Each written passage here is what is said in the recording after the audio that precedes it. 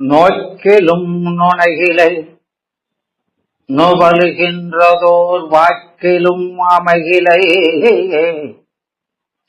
மதிப்ப ஒன்கிலை நீக்கரும் நிலைமையில் நெற்றியந்தனி ஆக்கியமாகமே தருகிறோமாரோ.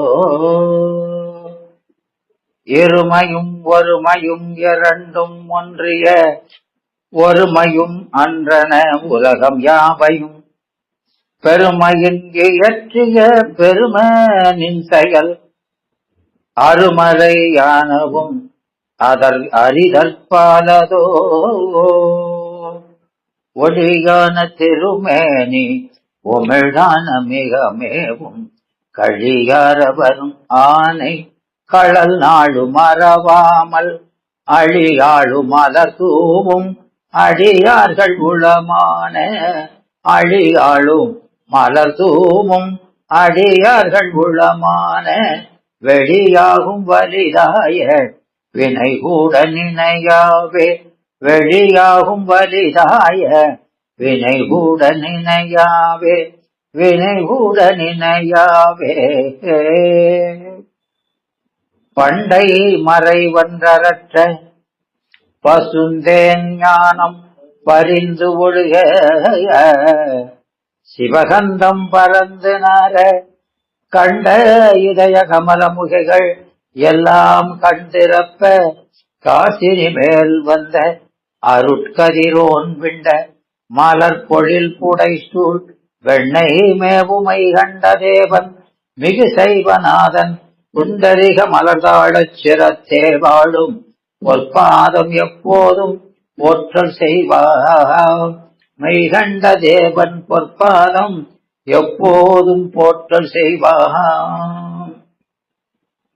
அறிவே அருள் செல்வமே நிறைவே அரசே அடியார் உறவே என் ஆவியிரே மணியே உருகாத நெஞ்சில் பிரிவே துரியம் கடந்த சிவானந்த பேரமுதச் செறிவே கருணை பிழம்பே பஞ்சாக்கர தேசிக நே கருணை பிழம்பே பஞ்சாக்கர தேசிகனே.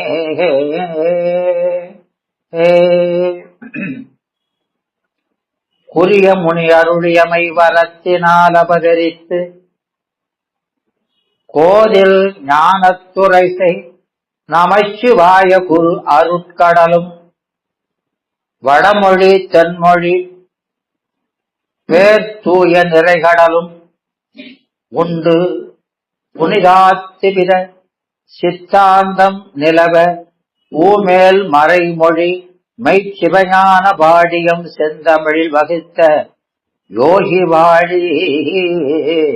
சிவஞான பாடியம் செந்தமிழ் வகித்த யோகி பாடி.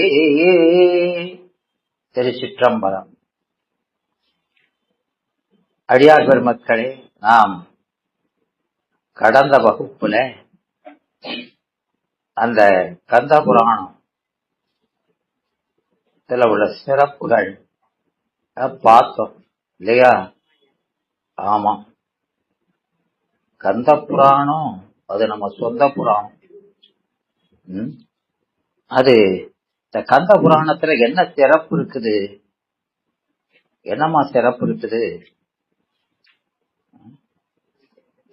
இந்த கந்த புராணம் எதுல இருந்து வந்தது? இதுக்கு முதல் நூல் எது?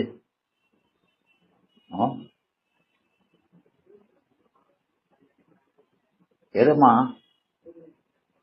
அந்த 11 புராணங்கள் இருக்குத, அது புராணங்கள் பொதுவா அது சிசு சம்பிதை போல கதை சொல்லி கருத்தை விளக்குவது. இந்த 18 புராணங்களும் அதாவது 4 லட்சம் கிரந்தங்கள் உடையது புராணங்கள். இதுல கந்த புராணம் மட்டும் 1 லட்சம் கிரந்தம். 18 புராணமும் சேர்ந்து 4 லட்சம். இதுல அந்த ஒரு புராணம் மட்டும் 1 லட்சம். அப்ப அதனுடைய சிறப்பு தெரியுதா இல்லையா? ஆமா. மற்ற 17 புராணங்களை சேர்ந்து 3 லட்சம் கிரந்தம் இருக்கு. அப்போ இந்த சிவபுராணம் 10, இந்த 10ல தலை சிறந்தது இந்த கந்த புராணம், சிவபுராணங்கள்ல முதன்மையானது. இந்த மகாபுராணம் சனத்குமார சங்கீதை, அத வாடியத்திலே எடுத்து சொல்றாரு. சூத சங்கீதை, பிரம்ம சங்கீதை, விஷ்ணு சங்கீதை, சங்கர சங்கீதை, சூர சங்கீதை என்று 6 பிரிவுகள் அத கூடியது இந்த சிவபுராணம்.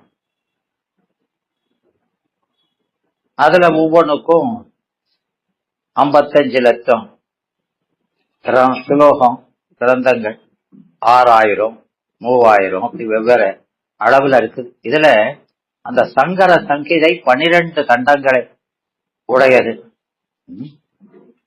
இதுல சிவரகசிய காண்டம், அது 7 காண்டம் இருக்குது. சிவரகசிய காண்டத்துல 13,000 கிரந்தங்கள். இந்த சிவரகசிய காண்டம் சம்பவ காண்டம், அசுர காண்டம், மகேந்திர காண்டம், யுத்த காண்டம், தேவகாண்டம், தட்ச காண்டம், உபதேச காண்டம் என 7 காண்டங்கள் கொண்டது. இதுல முதல் 6 காண்டங்களை தமிழ்ல அந்த கச்சியப்ப சிவாச்சாரியார் அந்த குமரகோட்டத்து பெருமான் திருவருளால கந்த புராணமாக பாடி அருளினார். 7வது காண்டம் உபதேச காண்டத்தை அத கோனேரி அப்பன் அல்லது குகநேரி அப்பன் என்பார்கள். குகநேரி அப்பன் நாவலர் பாடினார். அது அவருடைய மாணாக்கர் இருப்பாங்க. அந்த கந்தன் என்ற சொல் அவனுடைய இறைவனுடைய 6 குணங்களின் கூட்டு தொகுப்பு.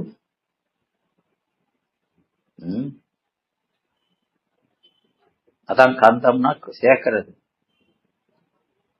அந்த கந்தம் என்ற சொல்லுக்கு வேற இன்னொரு அர்த்தம் இருக்குது. அது பகைவருடைய பராக்கிரமத்தை வற்றச் செய்பவன் என்ற பொருள் தரும். விளங்குதா? அதனால அது சத்ருன் சோயதி இதே கந்த என்பது அந்த சுலோகம். சத்ருக்களினுடைய பராக்கிரமத்தை குறைப்பது. அந்த கந்தன் 6 திருமேனிகள் ஒன்று கூடி, பெருமானுடைய 6 குணங்களும் ஒன்று கூடி வந்தது. கந்துனா யானை கட்டும் தறி. அன் என்பது ஆன்மால் ஒருமை விகுதி.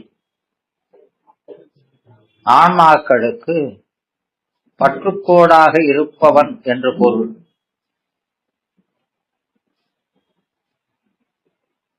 கந்தனுடைய புராணம் கந்த புராணம். கந்த புராணத்துல இல்லாத பொருள் எந்த புராணத்திலும் இல்லை என்பது பழமொழி. அப்போ இது வேதம் போல. இதன் பொருளை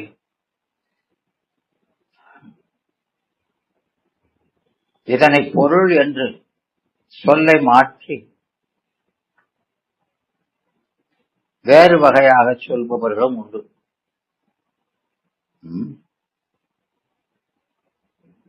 அதனால இங்க சைவ சித்தாந்தத்தை சூரபன்ம அந்த பதுமனுக்கு காசியப்பர் கூறும் இடத்துல ஏகான்மவாதம் ஆகிய மதத்தை சுக்கிரர், தேவகுரு சுக்கிரர் அவனுக்கு கூறும் அந்த இடத்திலையும் காசிபர் சொல்றது சைவ சித்தாந்தம், காசிபன் உபதேசம் இல்லையா? அவர் சுக்கரர், அவரு உபதேசம் அது ஏகான்மவாதம். உன்னை நீ பிரம்மம் என்றே சற்றன தெளிதி என்பார். உலகாயத மதத்தை தேவகுருவாகிய பிரகஸ்பதி வியாழன் இந்திரனுக்கு கூறும் இடத்திலும் சிவபரத்துவத்தை ததீசி யுத்த படலத்திலும் பிற பொருள்களை ஆங்காங்கும் சொல்லி இருக்கிறார். விளங்குதாமா? அதுல உலகாயுதத்தை அவரு வியாழ பகவான் இந்திரனுக்கு, அந்த புராணத்துல இந்திரன் தேவர்களுக்கு பயந்து ஒளிஞ்சிருக்கும் போது அவர்களுக்கு உபதேசிக்கிறார். அவன் உலக நாட்டம் கொண்டு பழையபடி அந்த அமராவதியை ஆட்சி புரிவதற்கு வரமுகமாக அவனிடத்துல உபதேசிக்கப்படுவதுதான் அந்த உலகாயத மதம் இல்லையா? நாஸ்திகம் மதம். ததீசி உபதேச படலத்துல அதுல சிவபரத்துவம் முழுசு சொல்லப்படுது. அந்த தட்சனுக்கு சொல்கிறான். அப்போ இந்த கச்சியப்பர் சிறந்த வேத ஆகம விற்பனர். அவருக்கு நாயன்மார்களிடத்துல அதிக பற்று உண்டு. அத நாட்டுப்படலத்திலையும் பார்க்கலாம். நந்தி மலையில மேகம் மழை பொழிவதை அவர் வர்ணிச்சிருப்பார். கண்ணப்பன் வாயிலிருந்து மஞ்சனம் புரிவது போல காட்சி தருகிறது என்று சொல்லுவார். பாலாற்றில மீன்கள் எதிரேறி நீந்துவது. பாலாற்றில மீன்கள் அந்த தண்ணி ஓட்டத்துக்கு எதிராக போய் நீந்தி வருவத ஞான சம்பந்தருடைய ஏடு அந்த வைகை ஆற்றில நீர் பிடிச்சு சென்றது போல போகுது அப்படின்னு அவர் சொல்லுவார். அதனால அவரு பெரிய புராணத்தில் அவருக்கு இருந்த பற்று வெளிப்படும். ஆமா, குளங்களில் குவளை மலர்கள் பூத்திருக்கின்றன. இதெல்லாம் கண்டா புலவர்களுக்கு வெறும் அழகும் கற்பனையும் தான் தோன்றும். கச்சியப்பர் அதை பார்க்கிறாரு. அப்படி பார்க்கும் இடத்து அவருக்கு அது திருவாரூர்ல நமினந்தி அடிகள் தண்ணீரை வார்த்து விளக்குகளை ஏற்றியது போல காட்சி தருது. விளக்குதா? ஆமா. இப்ப தண்ணியில இருந்து ஃபியூல் எடுக்காங்களா இல்லையா? ஆமா, தண்ணியை ஊற்றி எரிக்கலாமா? பைக்கு கூட தண்ணியை ஊற்றி ஓட்டுங்க. ஆமா, கௌடம் கண்டுபிடிச்சிருக்கான் தமிழ்நாடு என்று அவரு சொல்ற அந்த அழகு இருக்குதே, அது ரொம்ப, அது பெரிய புராணத்தில் சொன்னா அது ரொம்ப சிறப்பா இருக்கும். அந்த விளக்கினுடைய நீர் போல குளமும் அதுல எரிகின்ற சுடர் போல அந்த மலரும் காட்சி தருகிறது அப்படிங்கிறார். அவருடைய பரந்த அறிவும் சிறந்த பக்தியும் இதனால நன்கு புலப்படுகிறது. நன்றி மறத்தலால் வருகின்ற கேடை, அது நன்றி மறத்தது இல்லையா? அது திருவள்ளுவர் சொல்றாருலாமா, நன்றி மறப்பது மாதிரி ஒரு கேடு இல்லைங்கிறார். அதனால அந்த மறத்தல் நன்றியை மறத்தல் எல்லாவற்றையும் அழிக்கும் என்ற சிறந்த புராணம். அந்த கதையை, அந்த உண்மையை சொல்வதுதான் கந்த புராணம். நன்றியை மறக்கிறது. சூரபத்மன் தனக்கு வரந்தந்து வாழ்வு தந்த சிவபெருமானுடைய திருக்குமாரரை வணங்கி நன்றி பாராட்டாது எதிர்த்து இல்லையா, அதனால அழிந்தான். மேலும் சிவமூர்த்தியே அந்த வந்திருக்கிறது சிவபெருமான் தான் அப்படிங்கிறத கடைசியில தான் தெரியுது அவனுக்கு. முதல்ல தெரியல. அவரும் அந்த முருகனும் வேறல்ல என்பதை அறியல. அதனால அதெல்லாம் மணியும் ஒளியும் போல் ஒன்றென அறியணும் இல்லையா? ஆமா, அதனை அறியாது அவன் கேட்டான். அதனால சிவ துரோகிகளோடு கூடினார் வருகின்ற பெரும் துன்பத்தை இனிது எடுத்து காட்டுவது இந்த புராணம். சிவநீந்தை புரிந்த அந்த தக்கனுக்கு அவனோடு சேர்ந்தவர்களுக்கும், அந்த தக்கனோட சேர்ந்தவர்களுக்கும் அந்த துன்பம் வந்ததா இல்லையா? ஆமா. அதனால அந்த அதிபாதகத்தின் பயனாக 108 யுகம், ஒரு யுகம் 2 யுகம் இல்ல, 108 யுகம் அந்த சூரபதுமனால இவங்க துன்பப்படுத்தப்பட்டாங்க. ஆகவே சிவநிந்தை என்பது கூடவே கூடாது. அதனால இந்த ஞான நூல் காவிய இலக்கணங்கள் யாவும் முற்றும் பொருந்தியது. அறம் பொருள் இன்பம் வீடு என்ற நான்கையும் விளக்கி அவற்றை பெரும் வழியை வகுத்து சொல்வது இந்த சிவநூல். அதனால அந்த பாடல்கள் மிகச் சிறப்பானவை. ஓதுவோரும் அந்த இன்பத்தை, அந்த உவகை தேனை சொரிகின்ற உயர்ந்த நடையை உடையது, அன்புமயமானவை, அருள் வெள்ளம் போன்றவை.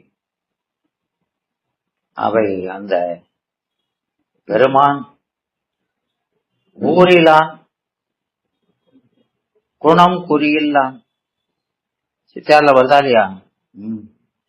செயலில்லான், உரைக்கும் பேரில்லான், ஒரு முன்னில்லான் பின்னில்லான், பிரிதோர் சாரிலான், வரவு போக்கிலான், போக்குவரவு இல்லாதவன், அவனுக்கு மேலில்லான், அவனுக்கு மேலொருவன் இல்லாதான். தீப்ப ஆறுதானே? தீப்ப ஆறுதானம்மா? ஆமா. தனக்கு நேரே இல்லாதவன், பெரும் மேல எங்கே வர, தனக்கு நேர் இல்லான். அப்படிப்பட்டவன் உயிர் கடவுளாய் என்னுள்ளே நின்றான் என்பார் இல்லையா? இப்போ இந்த பாட்டுல என்ன பொருளாளம், அந்த நடை அழகு, தொடை அழகு, சொல் இனிமை எல்லாம் நிறைந்திருக்கிறது இல்லையா? ஆமாம். அந்த இறைவனை அவர் சொல்லும் பொழுது அப்படி எல்லா நலமும் அதுல பொழிந்திருக்கு வண்ணம் அவர் சொல்றாரு இல்லையாமா? ஆமா. அந்த கந்த புராணம், அந்த கந்த புராணத்துல அந்த 6 காண்ட தட்ச காண்டம், அது முதல்ல தட்சனுடைய பகுதி. அதுல முதல்ல உற்பத்தி காண்டம், அசுர காண்டம், மகேந்திர காண்டம், யுத்த காண்டம், தேவகாண்டம், கடைசியில தட்சகாண்டம் என்பது அப்படி வருது. இந்த நூலினுடைய அமைப்பு. 7வது உபதேச காண்டம். அதை இவருடைய மாணாக்கர் குகநேரி அப்பர் எழுதியிருக்கிறார். அது கதை, இதுவே கதை தான். ஆமா, ஆமா. அதனால இந்த தட்சன், இந்த நூலின் அமைப்பு முறை இப்படி அமைஞ்சிருக்குது. 7 காண்டமா, அந்த வடமொழியில இருக்கிறது அப்படியே 7 காண்டமா வைக்கிறாரு. இவரு கந்த புராணத்தில் 6 காண்டத்தையும், அதுல உபதேச காண்டத்தை தனியா அவருடைய மாணாக்கரை கொண்டு எழுதுறார் இல்லையா? என்னமா? உகநேரியப்பன். சிவஞான சாமி காஞ்சி புராணத்தை கடைசி பிற்பகுதியா அவருடைய மாணாக்கர் தான் எழுதுறாரு இல்லையாமா? படிச்சிருக்கீங்களா?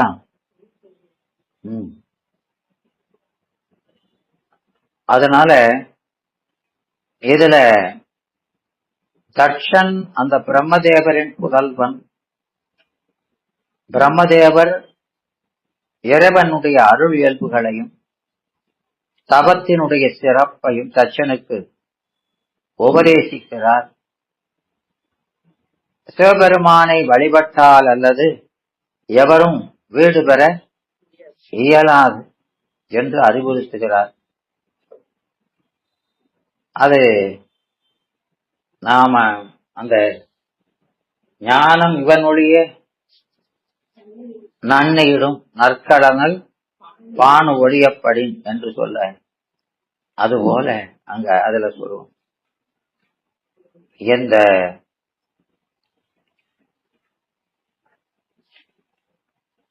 அருள் நந்தி சிவம் இதை சொல்லுவார் 12வது நூற்பாவில. அதாவது 12வது நூற்பா எதை பத்தி சொல்றது?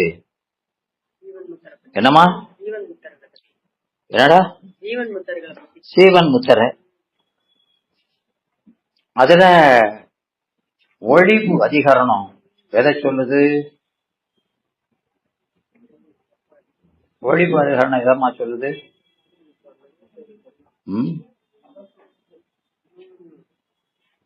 ஏன் 4வது அதிகரணம் எதை சொல்லுது?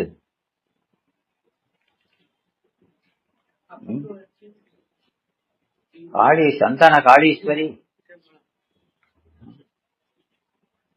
எதை கேட்டாலும் டக்கு டக்குன்னு அடிப்பாங்க. நாங்க இவங்க ஒண்ணும் சொல்ல மாட்டாங்க. அது சீவன் முத்தர்ல அபக்குவர். அப்போ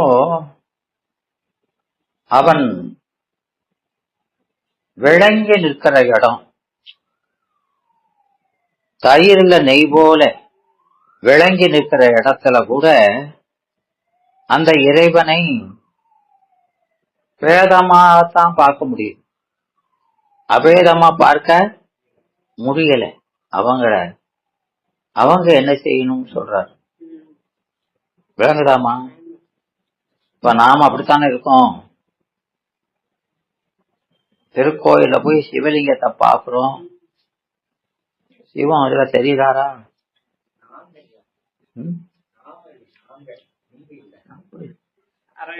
விளங்குதா? ஆமா. அப்ப அங்க சொல்றாரு. அதனால இந்த 12ஆம் நூற்பா என்பதே அசிந்ததனாய் இறைவனை, அதாவது அசிந்திதன்னா வாக்கு மனாதீதனாகிய இறைவன் இல்லையா? ஆமா. நாம இந்த கருவிகளை கொண்டு எப்படி காண்பது என்பதை சொல்லும். கருவிகளுக்கு எட்டாதவன கருவிகளை வச்சு எப்படி பார்க்கலாம் அப்படின்னு. அது அப்ப நமக்கு ரொம்ப முக்கியமா இல்லையா?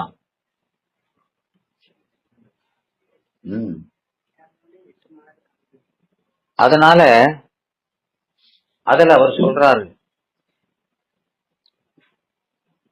அங்க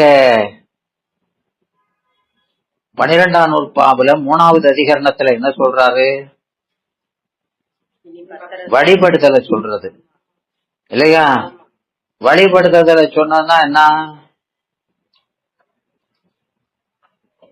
3வது அதிகரணம் புறத்தே செயல் நிகழ்வதை சொல்வது, புறத்தே அறிவு விளங்குவதை சொல்வது முதல் அதிகரணம். புறத்தே இச்சை விளங்குவதை சொல்றது 2வது அதிகரணம். செயல் விளங்குறதை சொல்றது ஆமா புறத்தை. புறத்தேனா எங்க புறத்தை? உலகில விளங்குதா?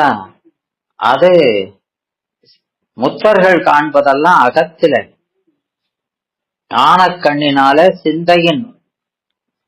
சிந்தையில அறிவு இச்சை செயல்களை கொண்டு பார்ப்பாங்க. விளங்குதா?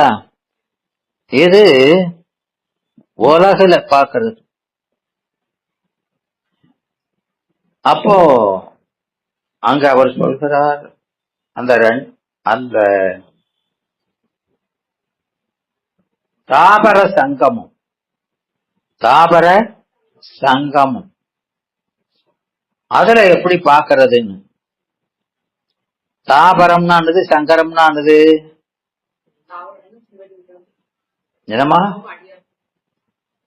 தாபரம் அப்படின்னா தாபரம்னா அசலம், ஒரு இடத்துல ஸ்தாபிக்கப்பட்டு இருப்பது. அது சிவலிங்க திருமேனி. சிவலிங்க திருமேனி திருக்கோயில் இருக்க சிவலிங்க திருமேனி. சங்கம்னா அடியார்கள் அடியார்கள் வேடம். இதுல எப்படி பார்க்கறது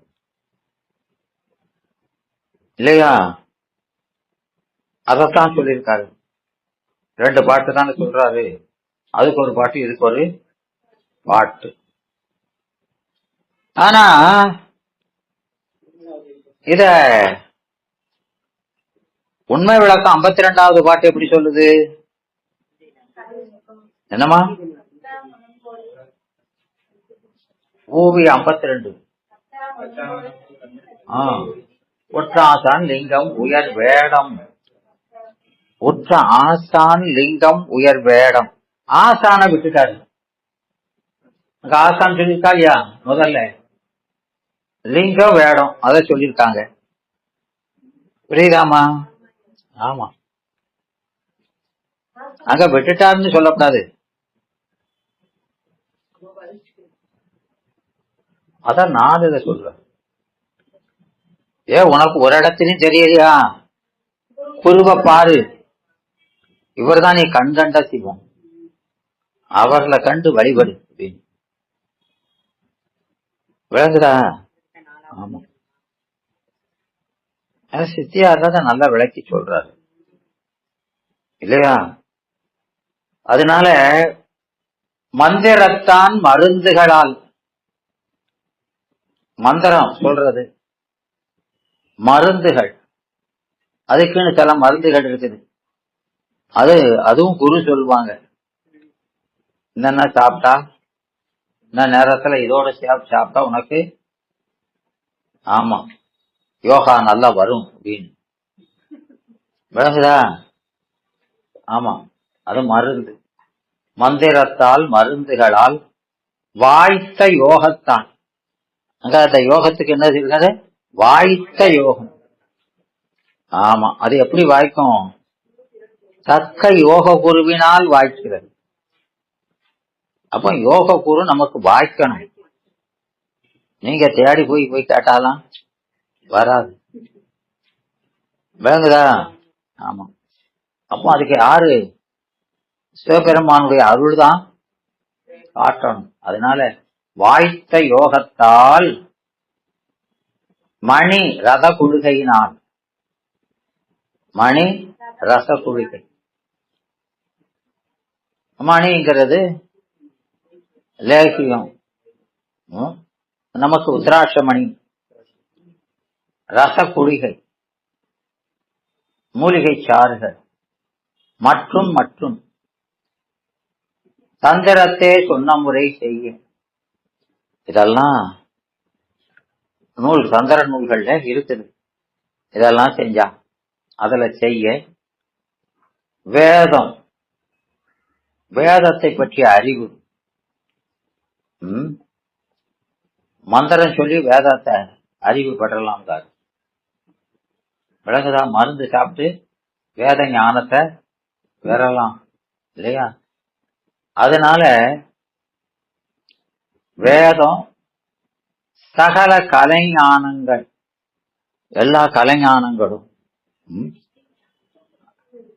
திரிகால ஞானம், என்ன நடக்க போகுது அப்படி பார்த்தா உனக்கு முன்னால என்ன நடந்திருக்கு, என்ன வீட்டுல இப்படி செஞ்சுட்டு வந்திருக்கியோ அப்படின்னு பார்த்த உடனே எல்லாம் தெரியும் அவங்களுக்கு. விளங்குதாமா? ஆமா, அந்த திரிகால ஞானம். அந்தமிலா அணிமாதி ஞானம். அணிமாதி ஞானம் இங்க அட்டமா சித்தி, அதெல்லாம் அழியக்கூடியது. இது அந்தமிலாங்கிறார், அழியாத. இதே நீங்க அந்த கடயோகம் செஞ்சா அது அழியக்கூடியது, சிவயோகத்துல இதை செஞ்சா அழியாது. எதை நினைக்க செஞ்ச அப்படின்னு அத சொல்றாரு. விளங்குதாமா? அந்த அனுமாதி ஞானங்கள் எல்லாம் அடைந்திடும், இதெல்லாம் வரும். ஆனா ஆசான் அருளால் அடிசேர் ஞானம், அடிசேர் ஞானம் வந்திடும். ஆசான் அருளால் வரும். எது? சிவஞானம், திருவடியை சேரக்கூடிய ஞானம். மற்ற ஒன்றாலும் ஆறாது, வேற வழியே கிடையாது. குரு இல்லாம மந்திரம் சொல்லி மருந்தை சாப்பிட்டு இதெல்லாம் ரச குளிகைகள் எல்லாம் பயன்படுத்தி மற்றதெல்லாம் வரவழைக்கலாம். ஆனா இந்த ஞானத்தை மாத்திரம் முடியாது. அது குரு வந்தா தான் முடியும். அந்த குரு வந்தா அவருடைய அருளால வந்துடும், மற்ற வகையில வராதுன்னு பிரிக்கிறாரு. அப்ப எங்க சொல்றாரு, இந்த ஞான குருவால மற்ற அவையும் நீ விரும்பினேன்னா, ஆமா உங்களுக்கு அட்டமா சித்தி வேணும்னா அதுவும் தருவார், இவரே தந்துருவார். ஆமா, அப்போ இவர் எல்லாம் தருவார், அவரு ஏகதேசமா தருவார் அப்படின்னு ரெண்டு பேருக்கும் வேறுபாடு. அதனால மற்ற அவையும் அறநருளால் மறுபும் அன்றே எல்லாம். அதனால அந்த திருத்தொண்ட நாயனார் புராணத்துல சொன்ன மாதிரி உள்ளம் நிறை கலை தொழில்கள், கலைகள் படிக்க படிக்க உள்ளம் நிறையணும், அறிவு வளரணும். அந்த மாதிரி கலைகளை ஒளிவின்றி பயின்று, ஒளிவின்றி, ஒளிவின்றினா என்னமா? இடைவிடாது.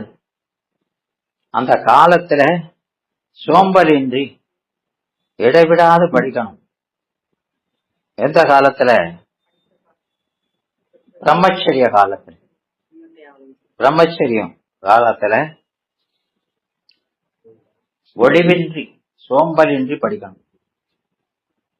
விளங்குதா? ஆமா, ஒளிவின்றி பயின்று. அப்ப அப்படி பயின்று அப்படி படிச்சதுனால என்ன தெரியுது? பயின்று அவற்றால், அந்த இதெல்லாம் எல்லா கலைகளையும் பயின்றதுனால அது உள்ளத்தை நிறைக்குங்கிறாரா இல்லையா? அறிவை உயிர் விளக்கம்னு சொன்ன படிச்சுக்கோமா இல்லையா? அதைத்தான் என்ன சொல்றாரு? நிறைப்பதுங்கிறார். உள்ளம் நிறைப்பது. அவற்றால் அது நிறைய நிறைய என்ன வருது? அவற்றள்ளி வடித்து அறிந்த பொருள். அவற்றில் தெள்ளி வடித்து அறிந்த பொருள். இதெல்லாம் வேண்டாம்னு வடிக்கிறோம். எது போல வயல்ல மலர்கள் நல்ல கலங்கள் எல்லாம் படிஞ்ச உடனே அந்த நீரை வடிய வச்சிருவான். வண்டல் எல்லாம் படிஞ்ச உடனே விளங்குதாமா?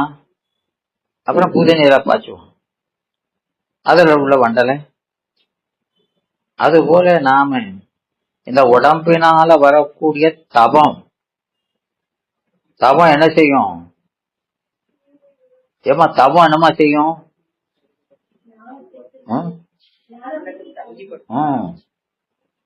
தபம் ஞானத்துக்கு வாயில், ஞானத்துக்கு வாயில். அதனால அந்த தபத்தை நாம செஞ்சு, அதான் ஒழிவின்றி பயின்று தெள்ளி வடித்து அறிந்த பொருள். அதுல தெளிச்சு பார்த்தோம்னா இதெல்லாம் தேவையில்லாததுன்னு வடிச்சுட்டா மிச்சம் இருக்க அந்த வண்டல் இருக்கும் இல்லையா? அதுதான் சிவன் கடல். அதை தெளிவதுதான். மற்றதெல்லாம் வேண்டாம், மற்ற கலைகள்லாம் வேண்டாம் அப்படின்னு வடிக்கிறாங்க. சிவன் கடலில் செறிதல், சிவன் கடல்ல செறிதல் என்று. அப்போ அது தெரிஞ்சா எல்லாம் தெரிஞ்சது, அது தெரிஞ்சா எல்லாம் தெரிஞ்சது என்று அந்த உணர்வில அதை தருகின்ற பிறவி அறணும். அதானே? அதனால அந்த கூற்றை உதைத்த கடற்கு, கூற்றை உதைத்தனா பிறவி அறுக்கிறது, விளங்குதா? அந்த கடற்கு அன்பு எப்படி வந்ததாம்? பள்ளம் அடையாய், பள்ள மட உயரத்துல இருக்கு, கீழே ஓட பள்ளத்துல இருக்கு. அப்ப அந்த மடைய திறந்தா வேகமா போகும் நீர் இல்லையா? அப்படி பள்ளம் அடையாய். அதுதான் அந்த 8ஆம் நூற்பாவுல 4வது அதிகாரத்துல சிறை செய்ய செழும்புணர், அதான் செழும்புணர். டேம் எல்லாம் மலையில தானே கட்டியிருக்கான். ஆமா. அப்ப அதுக்கு தண்ணி வர்றதெல்லாம் எங்க வருது? கீழே. வேகமா வருதா இல்லையா? அப்படி கூற்று உணர்த்த கடலுக்கு அன்பு பள்ளமடையாய் என்றும் பயின்று வரும் பண்புடையார். விளங்குதா? அதனால அந்த இதுல சொல்ற மாதிரி மானுடன் விசும்பை தோல் போல் சுருட்ட வல்லானாயின், அத தோல் மாதிரி சுருட்டணும். எத? வானத்தை. அப்பதான் ஈனமில் சிவத்தை காணாது இடும்பைது வீடு பெய்யும். விளங்குதா? நீங்க வீடு பேர் புரட்டணும்னா குரு இல்லாம வீடு பேர் வரும். அதுக்கு என்ன செய்யணும்? வானத்தை சுருட்டிட்டு வா அப்படிங்கிற. என்னடா சுருக்கி வச்சிருக்கிறாங்க.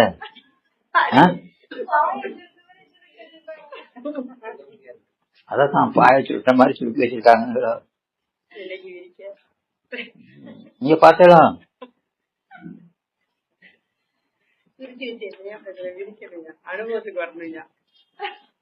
ஆமா, அத ஒரு நாள் விரிக்கணும்.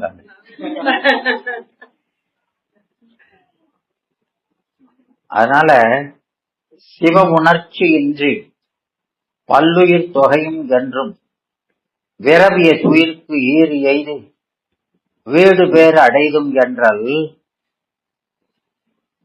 சிவத்தை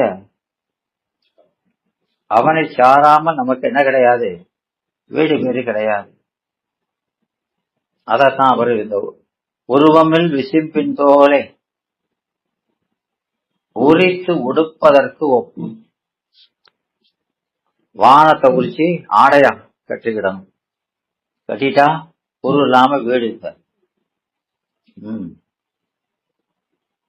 அதனால அப்படியெல்லாம் சொல்லியிருக்காங்க.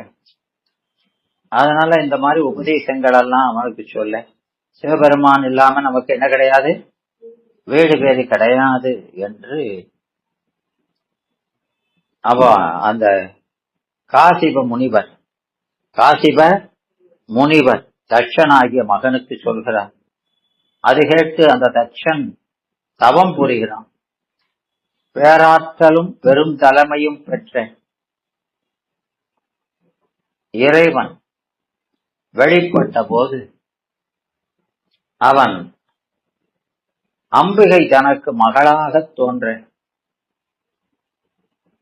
வரம் கேட்கிறான் தட்சன். அதனால் இறைவன் தனக்கு மருமகனாக வருவான். அம்பிகை வந்தாச்சுன்னா மருமகனா யாரு வந்துருவா? சிவபெருமான் வந்துருவாரா இல்லையா? வந்துருவாரு. அவன் அப்படி ஐடியா பண்றான். அவன் மருமகன் வந்துட்டான்னா நாம யாரு? அவனுக்கு மாமனாரு. அப்ப நாம அவனை விட ஒசத்தி. அப்படி ஒரு போறதுக்கு, சிவபெருமான தாண்டி போறதுக்கு ஒரு வழி இருக்க அப்படி நினைக்கான். சிவபெருமானுக்கு அடங்கணும்னு நினைக்கல, சிவபெருமானுக்கு மேல போகணும்னு நினைக்கான். ஏடா பக்கிய வர மாட்டேங்குது, இப்படி வந்து தொலைஞ்சு விளங்குதா? எல்லாம் கேட்டான் ஊழு. யார் சொல்றத? அப்பா சொன்னதே. அவருடைய பெருமையெல்லாம் கேட்டான். அப்போ அதெல்லாம் செஞ்சிட வேண்டியதான், ஆனா இப்படி செஞ்சிடும் அப்படி கருத்து வேற. அதனால அது அப்படி நினைத்து, அதனால தாம அவனை காட்டிலும் பெரியவன் ஆயிடலாம் என்று மனக்கோட்டை கட்டி, அதனால கெடுவான் கேடு நினைப்பான். தனது கற்பனை நிறைவேறாத நிலையில தட்சன் இறைவனை பகைக்கிறான். ததீசி முனிவர் அவர் எவ்வளவோ அறகுறைகள் சொன்னாலும் அவன் கேட்காம இறைவனை இகழ்ந்தான். சிவபெருமானை புறக்கணித்து படித்து ஒரு தீய வேள்வியவே செய்தான். நான் என்ன நினைச்சேன், இவன் என்ன செய்யறான், ஒன்னும் அடங்க மாட்டானே அப்படின்னு விளங்குதா? அதனால தேவர்களும் முனிவர்களும் ஒரு வகையில் அவனுக்கு உடனிருந்து துணை புரிந்தார். அதனால வீரபத்திரர் தோன்றி வேள்வியை அழிக்கிறார். பெருமானுடைய ஆజ్ఞைப்படி தவத்தால் உயர்ந்த தட்சன் இருமாப்பு கொண்டதனால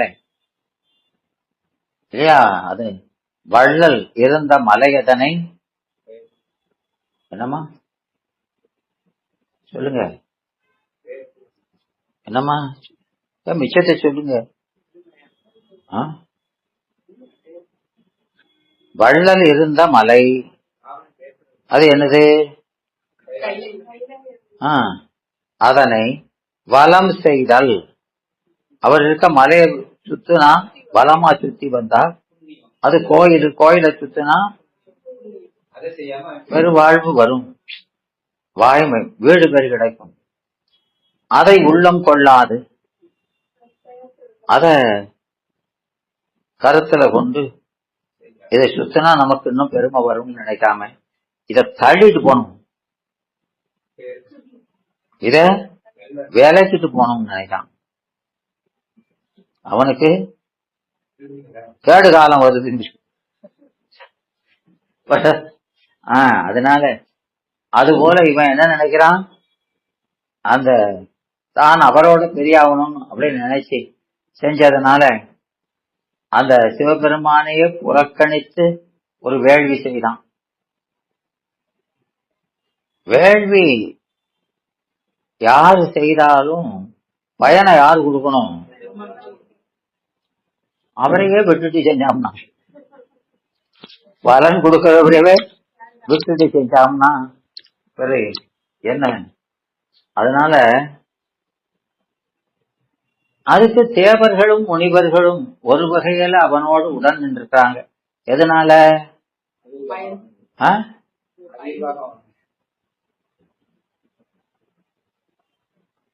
பக்தி இல்லாம, அவன் இல்லைன்னா நாம இல்ல, அவன் இல்லைன்னா நாம இல்லைன்னு தெரியாம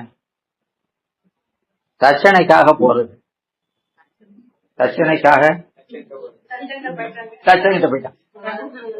விளங்குதாம்மா?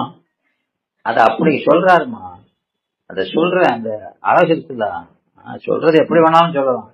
அவன் தட்சணை தான் அவனுக்கு பெருசா தெரியாது இல்லையா? அந்த வீடு பேரு கொடுக்கறாரு, அதுதான் பெரிய தட்சணை இல்லையாம்மா?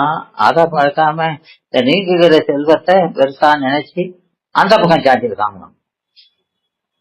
ரிஷிகள், தேவர்கள் இவங்கெல்லாம் சேர்ந்து அங்க பக்கம் சாய, அதனால இவனுக்கு தண்டனை கொடுக்கும் போது அவனுக்கும் சேர்த்து கொடுக்குது.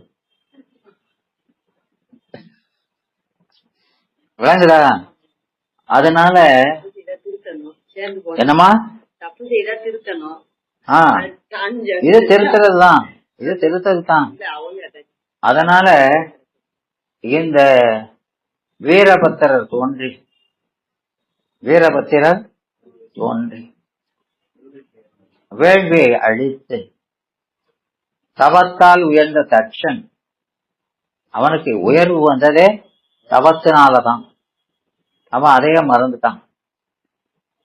இருமாப்பு கொண்டதனால அவன் அதனால இடிவுற்றான்.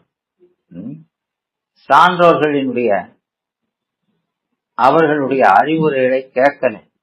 அது ததீசி எவ்வளவோ சொல்றாரு, இப்படி செய்தமா உனக்கு கேடு வரும். அது கேடு வருத நேரத்துல யார் சொன்னாலும் மண்டையில ஏறாது. அதனால அவரு சபிச்சுட்டு போறாரு அவரும். அதனால அவன் எழுந்து கேடுற்றான். சிவநீந்தை புரிந்த அவன் ஆட்டுத்தலை அடைய, அவன் தலைய வெட்டிட்டாரா இல்லையா? அப்புறம் அவனை பிழைக்க வைக்கன்னு சொன்னா என்ன செஞ்சாரு? ஆட்டுத்தலைய வெட்டி போட்டிருக்க ஆட்டுத்தலை, அந்த தலையை தூக்கி இவன் கழுத்துல வச்சாச்சு. அப்படி ஆயிட்டான். அதனால ஏன் ஆட்டு தலையை வைக்கிறது? ஆட்டு தலையை வைக்கிறதுன்னா எத்தனையோ தலை இருக்குது, ஏன் ஆட்டு தலையை வைக்காங்க?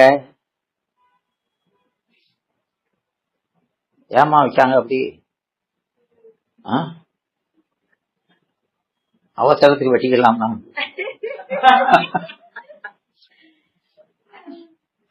எதுக்குமா? அஜம் அப்படிங்கிறது, அஜங்கிறது பயன் இல்லாதது. அஜம், ஆமா. அஜகலதான நியாயம் அப்படின்னு இருக்கா இல்லையா? அது என்னது? அஜகலதான நியாயம்ங்கிறது அது வேற. நீ என்ன நினைச்சுக்கிட்டு அது வேற. உன்னை சொன்னா அஜகலதான நியாயம் அப்படின்னா, ஆட்டு கழுத்துல அந்த இதுல ஒரு சத தொங்கும், மடு போல, மாட்டுக்கு மடு இருக்கிற மாதிரி கழுத்துல தொங்கும். அத போய் ஒருத்தன் கறந்தாங்க, எங்க மடு கறந்தா ஒண்ணு வராது.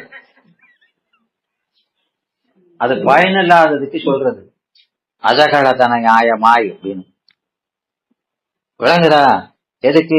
மனுஷ மாதிரி உடல் இருக்குது, ஆனா மனுஷனா இல்ல அவன் இல்லையா? உயர்தினை என்மனார் சொல்லுங்க, என்னமோ யோசனை. உயர்தினை என்மனார் மக்கள் சுட்டே. உயர்தினைன்னா என்னது? உயர்தினைன்னா என்னமா? உயர்ந்த பொருள் அப்படின்னா ஒழுக்கத்துல உயர்ந்தினாதான் அவன் மக்கள், ஒழுக்கம் இல்லைன்னா அவன் மாக்கள். மற்றவங்கள இருந்து டிஸ்டிங்டா தெரியணும் ஒழுக்கத்துல. ஏப்பா இவன் ஒழுக்கம் எப்படி இருக்குது அப்படின்னு, அப்படின்னா நீ உயர்தினை. விளங்குதா? ஆமா. அதனால இந்த வெறும் உடம்புனால மாத்திரம் மானிட சரீரத்தை இருக்கிறது, அது அந்த அஜகலதான நியாயம் போல. நம்ம மாதிரி ஞானசம்பந்த பெருமான் இருக்கிறாரு, 2 கால் 2 கையை வச்சுக்கிட்டு. இல்லையாமா? அவரும் நாமும் ஒன்னா. அதத்தான் சொல்றாரு. அவர் அமிர்தம் பொழியக்கூடிய பசுவின் மடு போல, நீ அஜகாலத்துல தொங்குற சதை போல. புரியுதாடா? இது நல்லா இருக்கான் உங்களுக்கு. ஒவ்வொரு மெசேஜ்தான். ஆமா, நமக்கு வருத்தமா இருக்குன்னு சொல்லுங்க. நம்ம இப்படியெல்லாம் சொல்றாங்க இல்லையாமா? அது இவன் சொன்னது அஜகஜ நியாயம். அஜகஜ நியாயம், அது பேர் என்ன பேரு? அஜகஜ நியாயம். அஜமும் கஜம். அஜமும் கஜம் அப்படின்னா, ஒரு கரும்பு கொல்லைக்கு போச்சு. கரும்பு தோட்டத்துக்கு போறவமா 2 பேரும் கூட்டாளி. அவன் யானை கரும்பு பூரா ஓடிச்சு சாப்பிடுதான். அவன் தூர போட்ட அந்த இலை இருக்கு பாருங்க, அதை எடுத்து இது நிற்கிற கழிவை. உலகத்துல நல்லதும் கெட்டதும் இருக்குது. இருக்குதா இல்லையா? ஆமா, சிவ இருக்குது, நம்ம இருக்குது.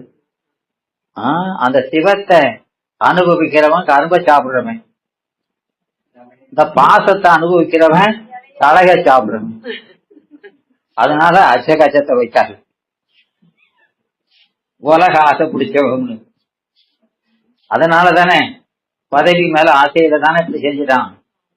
பணிவுலாம் வரணும், பணியதான் பெருமை வரும். அதனால உனக்கு இதுதான் சரி அப்படின்னு. புரியுதாடா? ஏன் வச்சாம தெரியணும்ல. அதனால அந்த தண்டிக்கப்பட்டான். இது நமக்கு நிலவில் இருத்தற்குரிய ஒரு சிறந்த செய்தி. இந்த காண்டத்துல சிவபெருமானை பற்றிய பலவேறு வரலாறுகளை ஒருங்கே திரட்டி தொகுத்து அளிக்கப்பட்டிருக்கிறது. அகந்தை கொண்டவன் அழிவான் என்பது அதுதான் அந்த தட்சன் வரலாற்றுல நமக்கு கிடைக்கிற செய்தி. என்னது? அகந்தை கொண்டவன் எவ்வளவு தவம் செய்தாலும், அதுதான் பண்டார சாஸ்திரத்துல அம்பலவான தேசியர் சொல்வார். அதாவது குருவினுடைய குருவையோ குருவின் வாக்கியங்களையோ ஐயுறுபவன். இவன் சொல்றது சரியா, என்ன இப்படி சொல்றாரு அப்படின்னு அந்த ஐயம் வந்தா, இறப்பில் தவமும் இறப்பதாகும். அந்த தவத்துக்கு பேர் என்ன பேரு? இறப்பில் தவம். அது கூட அழிஞ்சிருக்கிறார். அதான் அந்த தவம். தவம்னாலே சிவபுண்ணியம், அது இறப்பில்லாதது. அழிஞ்சு போச்சா இல்லையா? ஆமா, அதுக்குதான் இது உதாரணம்ங்கிறது. விளங்குதாமா? அதனால அந்த முக்கியமான ஒரு செய்தியை சொல்லக்கூடியது அந்த காண்டம், தசகாண்டம். அதனால நமக்கு கச்சியப்பர் எதை சொல்லி இருக்கிறாரு? எவ்வளவு தவம் செய்து உயர்ந்தாலும் என்னம்மா அது அந்த 1ஆம் நூற்பாவுல கடைசி பாட்டு என்னது?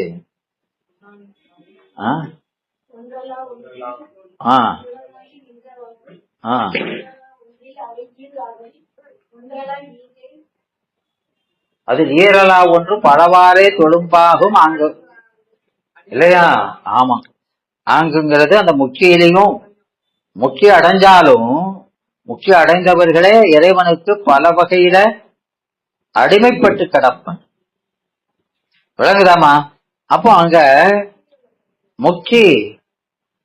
முக்கிய அடைஞ்சவன் அவனுக்கு நாள் ஆக ஆக முக்கிய முன்னால் அடைஞ்சவன் இப்ப புதுசா அடைஞ்சிருக்கவனுக்கு என்ன வித்தியாசம்னா, முதல்ல போனவன் ரொம்ப பணிவா கிடப்பான். அதான் நாள் ஆக ஆக என்னது வருதான், ரொம்ப பணிவு கீழே கிடப்பான். அவன் விளைய விளைய பயிறு வளைகிறது போல. ஞானம் விளைய விளைய பணிவு. முதல்ல போறவங்க இப்படித்தான் போவான். அதான் பலவாறு தொழும் அடிமையில. விளங்குதாமா? இங்க வந்து உலகத்துல கல்வி கக்க கக்க என்ன ஆகுது, இப்படி மேல போறான். அப்படிதான் உலக கல்வியை கக்க கக்க தற்போதம் கூடுது. விளங்குதா? அந்த முக்கிய சிவபெருமான் நமக்கு அந்த காணு உபகாரம் செய்ய செய்ய கீழே போய் சேர்க்குது. பணிவு எவ்வளவு வித்தியாசம் இருக்குது, ரெண்டுக்கும் கான்ட்ராஸ்டா இருக்கா இல்லையா? ஆமா. அதனால எந்த ஒரு முக்கியமான செய்தி அதை சொல்லுது. அப்புறம் அசுர காண்டம் இந்த பகுதியில சூரபதுமன், சிங்கமுகன், தாரகன் என்ற அசுரர்களினுடைய தோற்றம், அவங்கள் ஆட்சியை பற்றிய செய்திகள் சொல்லப்படுது. அவங்க செய்த வர தவத்தை பற்றி சொல்லப்படுது. அந்த சிவனிந்தை புரிந்த தட்சனோடு சேர்ந்ததனால் ஆய விளைவை சேவர்கள் இவர்கள் மூலம் அனுபவித்தார்கள். யார் மூலம்? இந்த 3 அசுரர்கள் மூலம் தண்டனை கொடுக்கிறார். இவங்க மூலம் தண்டனை கொடுக்கிறார். அவர்களை துன்புறுத்துவதற்கு என்றே அசுரர்கள் தோன்றினர். தேவர்கள் பலரும் பற்பல நோக்கம் கொண்டு தச்சன் வேள்விக்கு சென்றனர். அந்த தச்சனாகி அவன் சிவன் அடியாரை அவமதித்து அவர் கூறிய அறிவுரைகளை எல்லாம் புறக்கணித்தவர். சிவன் அடியார் நிந்தையும் புரிந்தார். சிவ அபராதம் அதுக்கு பிராயச்சித்தம் கிடையாது. அது பிராயச்சித்தத்தினால தீராது. அதனை அனுபவித்தே தீர வேண்டும். பாவத்தை மகிழ்ச்சியுடன் செய்தலும், பின்னர் துன்பம் வந்தால் அழுதலும் கூடாது. வினை பயனை தேவர்களே ஆயினும் எய்தாமல் கழித்தல் இயலாது. இல்லையம்மா? தானே 10ல படிச்சோம். என்ன படிச்சோம்? என்னம்மா படிச்சோம்? என்ன படிச்சோம்? ஆமாண்ணா என்ன படிச்சோம் சொல்ல மாட்டேங்க.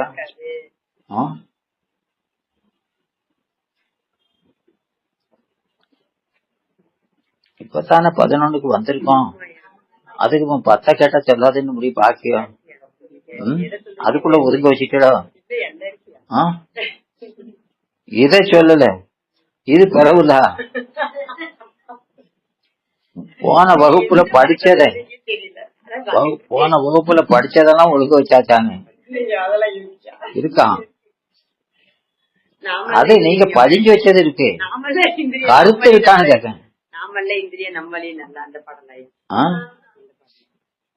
அப்போ நாமல்ல இந்திரனுங்கிறது இதெல்லாம் இந்த உணர்வுலாம் இருந்தா எந்த பிறவி கூட நமக்கு எழுத்து இல்ல, மனித பிறவிதான் வேணும்னு அப்படி அவசியம் இல்லைன்னு சொல்றாரு. அதுதான சொல்றாரு. இப்போ அனுபவிக்காமல் கழியாதுன்னு சொல்லி எதுல சொல்றாரு?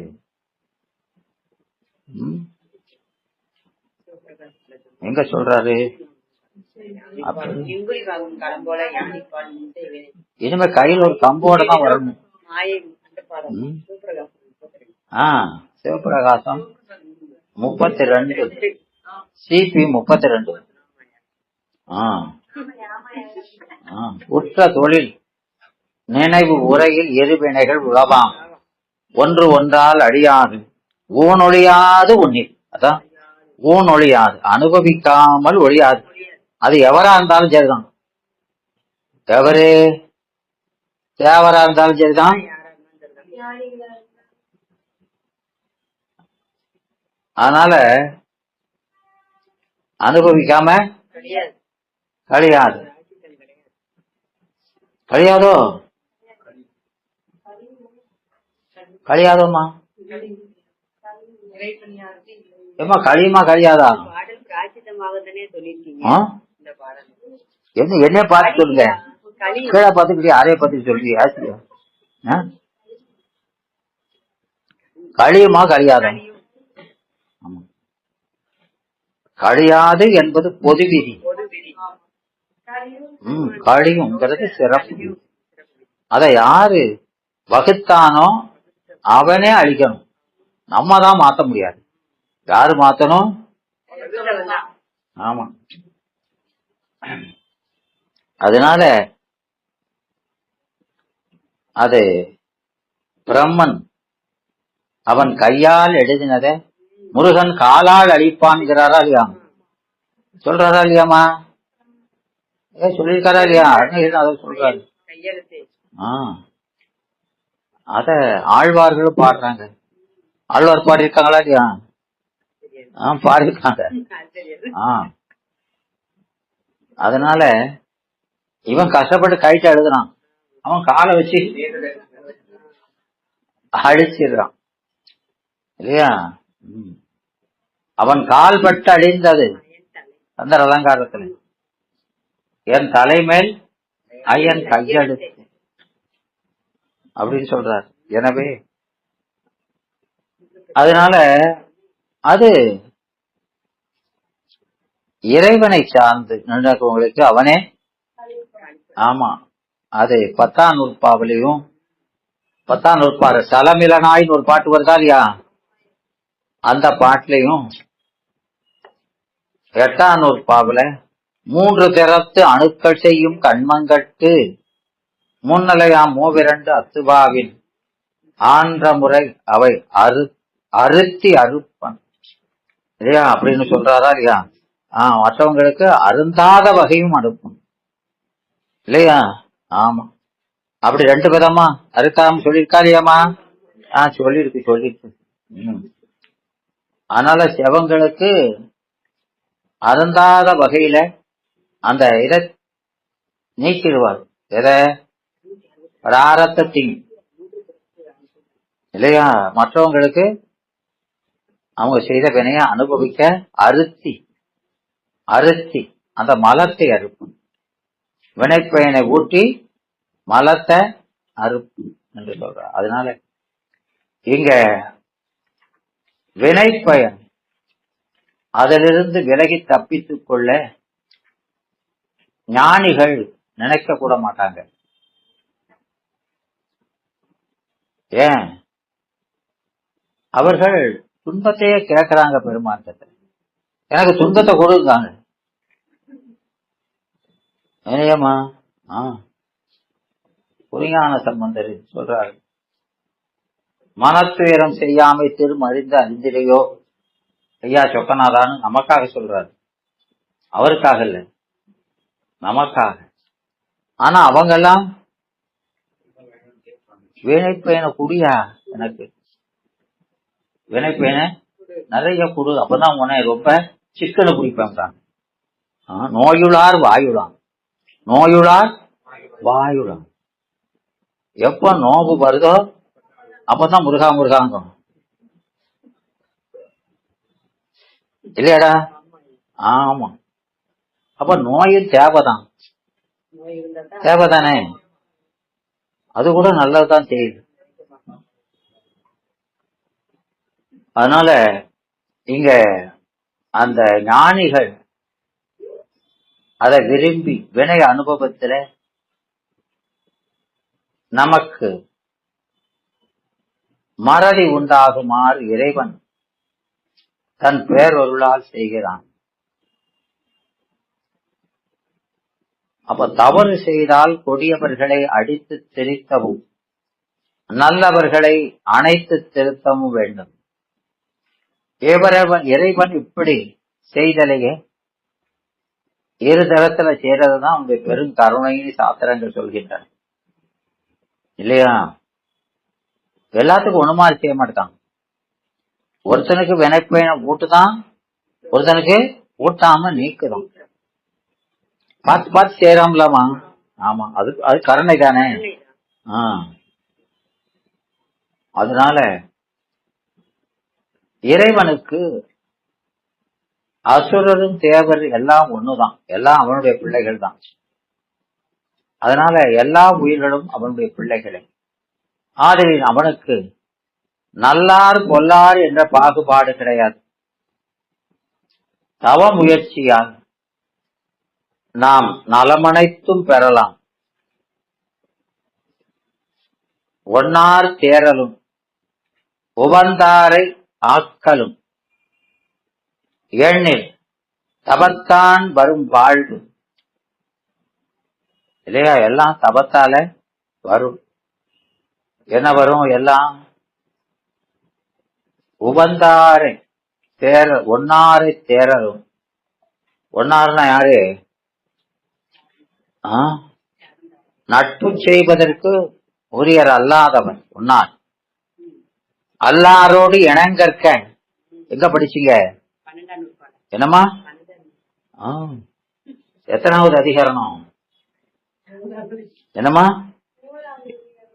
இதை சொன்னாலே பெருசு. இரண்டாவது அதிகரணம் இல்லையா? அது அப்பர் சாமி சொல்றாரா இல்லையா? பணிவாரோடு விரவிபின் இல்லையா? பணிவாரோடு விரவிபின் விரவாதாரை விடுமின் சொல்றாரா இல்லையா? சிவபக்தர் அல்லாதாரோடு இணங்கற்க அப்படின்னு சொல்றாரு. அதனால இங்க இறைவனுக்கு அந்த பாகுபாடு இல்லை. அதனால நமக்கு அப்படி இருக்கலாமா? அப்போ இருக்கலாமா? இவர் நல்லவர் இவர் கெட்டவர்னு பார்க்கலாமா? பார்க்க சொல்லிருக்கு. இவன் கூட சேராதன்னு சொல்லிருக்கலாம். சேராதன்னு சொன்னா கேட்க மாட்டேன். கடவுள் சொன்னாலும் கேட்க மாட்டேன். என்னம்மா?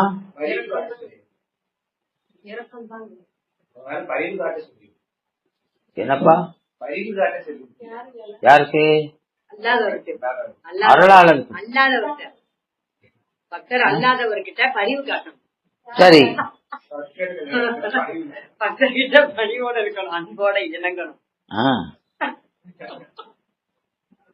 தெளிவா சொல்றோம். அழகுதாமா. பக்தர்கிட்ட பரிவு, பக்தி. பக்தர்கிட்ட பக்தி, அல்லாதட்ட பரிவு. ஐயோ, இப்படி சேர வேண்டிய பொருளை சேர தெரியலையே அப்படின்னு அவன் மேல இறக்கப்படணும். அவனை வெறுக்க கூடாது. நல்லா சொல்லிச்சு. அதனால அதெல்லாம் எல்லாம் எண்ணி தவத்தான் வரும் வாழ்வு இல்லையா? அப்போ வாழ்வு ஒரு காலம், தாழ்வு பெரிதொரு காலம், இதெல்லாம் மாறி மாறி சகடக்கால் போல வரும். ஒரு சமயம் தேவர்கள் உயர்ந்து அசுரர்களை துன்புறுத்துவான். இப்ப அசுரர்கள் வலிமையுற்று தேவர்களை, ஆமா. அதனால பிறர்க்கு இன்னாம் உட்பகல் செய்யின் தமக்கு இன்னா பிற்பகல் தாமே வரும். தாமேனானது என்னமா? தன் ஐயாலே வரும். என்னமா? தாமே வரும். தன் ஐயாலே வரும். பெருமானே ஊட்டுகிறார். தாமே வரும்.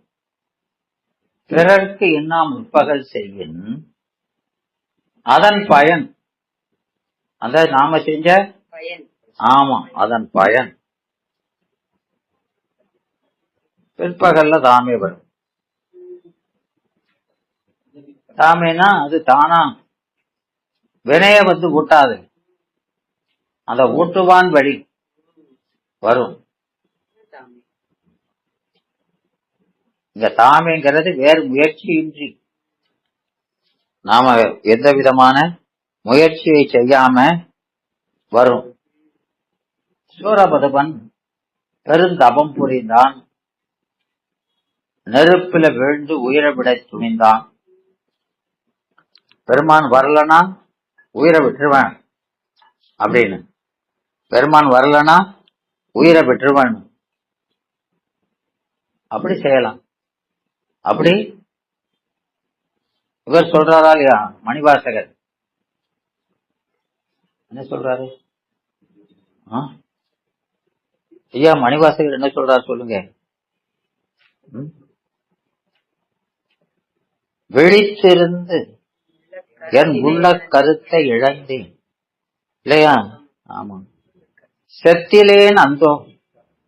எவ்வளவு பெரிய லாஸ் வந்துடுச்சு. இதுக்கு மேல உயர்ந்த பொருள் உலகத்துல கிடையாது இல்லையா? ஒரு 1 கோடி ரூபாய் நஷ்டம்னா ஆடு செத்து போயிருதான். இது பல கோடிகள் வந்தாலும் கிடைக்காத பொருள். இது வேண்டுதுன்னு சொல்லி உயிரை விட்டுறணுங்கிறார். செத்திலேங்கிறார். அப்ப சாவணுங்கிறது விளங்குதா? செத்திலா 10ன்னு படிக்கிறாரா இல்லம்மா? அப்படின்னா என்ன என்னம்மா? செத்திலா 10ன்னா நாம் என்ற உணர்வு செத்துறணும். அதுதான். அதனால இங்க இறைவன் தன் பேரருளால்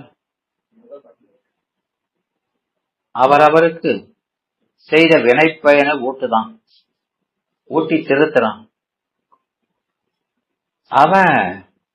ஏன்னா இந்த அசுரர்கள் வைராக்கியம் ரொம்ப. அசுரர்களுக்கு என்ன வைராக்கியம். வரல, அவங்க நினைச்சது நடக்கலன்னா என்ன வேணாலும் எந்த எக்ஸ்ட்ரீம் வேணாலும் போவாங்க. முரட்டு பக்தி தான். பக்தியிலையும் முரட்டு பக்தி தான். விளங்குதார? அதனால அவங்க பக்தி இருந்தது. அதனால அப்படிலாம் செஞ்சாங்க. ஆனா என்ன கேட்கணுங்கிற அறிவு தான் அவங்களுக்கு எல்லாம் போயிடுச்சு. அதனால அவங்கள பார்த்து இறக்கத்தான் பண்ணணும். என்ன கேட்கறது பெருமான் வந்தா அப்படின்னு.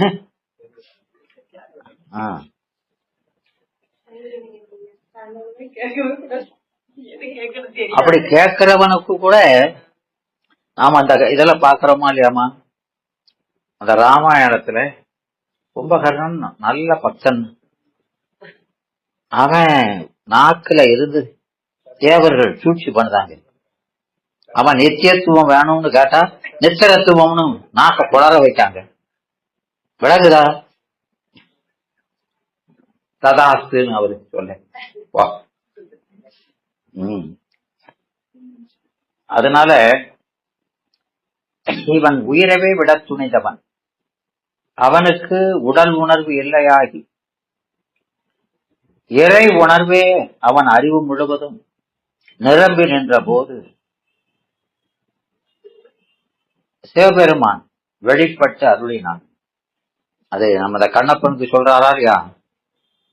அவனுடைய வடிவெல்லாம் என்பக்கல் அன்பு, அன்பே வடிவம்.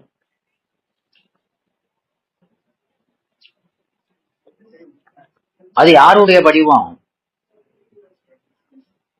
ஏமா அது யார் வடிவமா?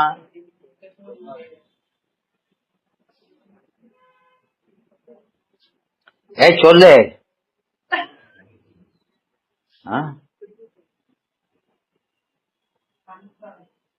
அவனா அறிவெல்லாம் எமை அறியும் அறிவு. அவனுடைய அறிவு சிவம், உடம்பெல்லாம் சக்திங்க. சிவசக்தி, சிவமும் சக்தியுமா இருக்காரு. விளங்குதாமா?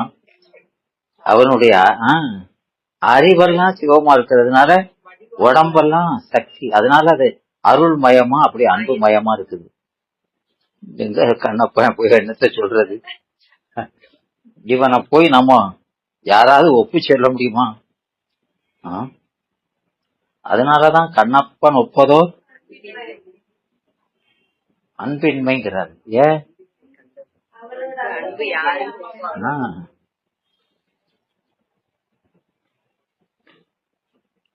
வீடு பேற்றுக்கு கருவி அது, முதல் வீட்டுக்கு முதல் அது. அந்த முதல் இல்லையேங்கிறார். பயனை பெறுவதற்கு ஆசை இருக்குது, முதல் இல்லை.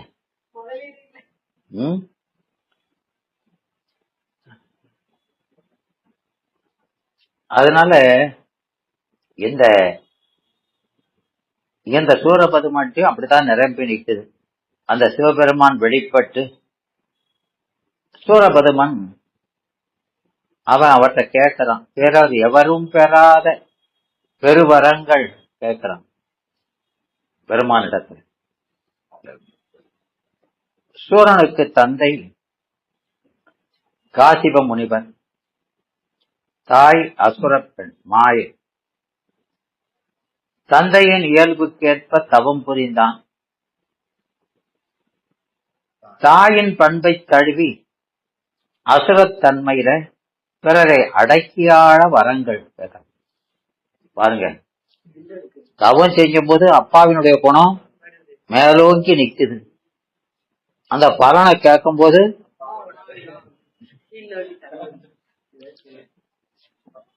விளங்குதா? அதனால அவன் எல்லாத்தையும் அடக்கிறதுக்காக வரங்கள். அந்த அடக்கிற வரமெல்லாம் என்னது?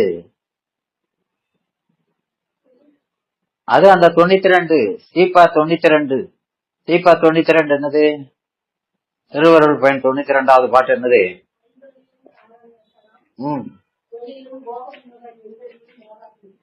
ஆமா, அந்த அதிகாரம் செலுத்தணுங்கிறது மலத்தால் வருவது.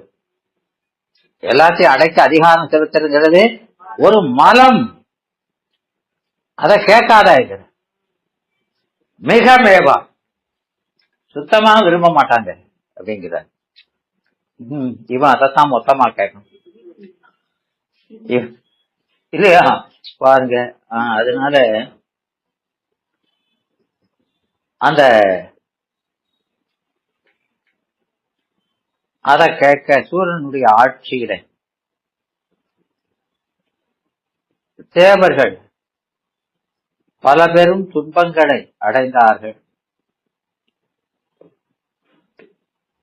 இது எதனால அப்படி வந்தது? எதனாலமா அப்படி வந்தது? ஏன்னா பெரும் தவம் செய்து மேல போனவங்க சின்ன தப்பு செய்தாலும் அது பெருங்குற்றம் இல்லையம்மா? கீழே இருக்கவன் அவன் பெரிய தப்பு செஞ்சாலும் அதை சிறுசா எடுத்துக்கிடுவாங்க இல்லையா? குற்றமே செய்யணும் குணமேல கொள்ளும் உன் கொள்கை கண்டுகிறார். ஆனா பெரியவங்க சின்ன தப்பு செஞ்சாலும் வலிமையான தண்டனை. தெரியாம செஞ்சா அவனை பார்த்து இறக்கப்படுத, தெரிஞ்சே செய்ய ராஸ்கோல் உன்னை கண்மொழியை உரிக்கணும் அப்படின்னு. விளங்குதா? ஆமா. அதனால எங்க அப்படி செஞ்சாலும் கடைசியில அதாங்க டச்சிங் ஞாபகம் சொல்றது. ஆமா, தீமைகள் புரிந்தார் என்னும் சொல்வார். இந்த கடைசியில எவ்வளவு தீமைதான் செஞ்சிருந்தாலும் அந்த பெருமான் முன்னால போய் நின்னுட்டான்னு வைங்க, தூயவராகி இல்லையா? நற்கதி பெருமான் யாரையும் அழிக்க மாட்டார்